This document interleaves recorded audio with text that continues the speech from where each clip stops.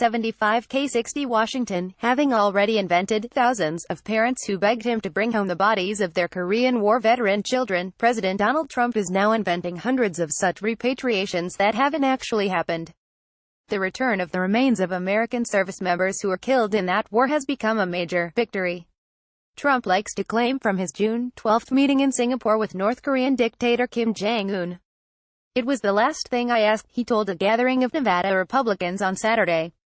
"I said, do you mind, would I be able to get the remains back of all those great heroes from so many years ago? And he said, I will do that, and you probably read, they have already done 200 people. Which is so great." On Monday, Trump told a rally audience in South Carolina, "We're getting the remains of our great heroes back. The only problem, no remains have yet been returned, and it is unclear when that might happen. We have not yet physically received them," Secretary of State Mike Pompeo told the Senate Appropriations Committee on Wednesday, but said that he is optimistic it would take place in the not-too-distant future. That explanation was not sufficient for Iraq War veteran Will Fisher, with the progressive veterans group VoteVets. "It's beyond the pale to lie about remains of fallen service persons already being returned, when they, in fact, haven't been," Fisher said. "Remains like these aren't some prize, where you can make up some big fish stories. These are troops who died in war, and whose families have had no closure." He disrespected Gold Star families during the campaign, and he's doing it now. The White House press office did not respond to HuffPost's queries Thursday about why Trump was falsely claiming that bodies had been returned. They also did not provide the name of a single parent of a Korean War service member who had lobbied Trump. Such parents, if they exist, would be of extremely advanced age. Fighting in Korea ended in 1953. A parent with a child killed there likely would have been at least 35 years old then, and at least 100 years old today.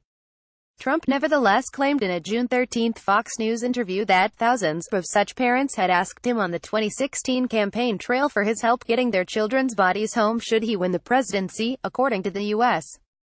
Census, there were only 53,364 centenarians alive in the entire country in 2010. Trump, whose penchant for falsehoods appears to have ramped up in recent weeks, has spun an entire series of unsubstantiated claims about the June 12 summit with Kim to portray it as a tremendous success.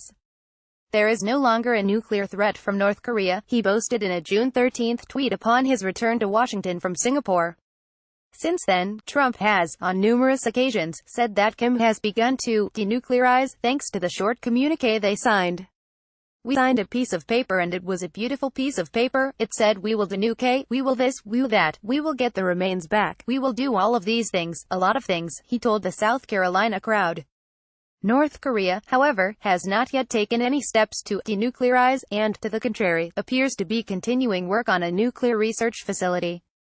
Further, the very word, denuclearize, is a North Korean term of art stretching back decades through the tenures of Kim's father and grandfather, the two previous dictators. They had defined it as meaning that North Korea would give up its nuclear program when the rest of the world did so, or when the United States withdrew its troops from South Korea.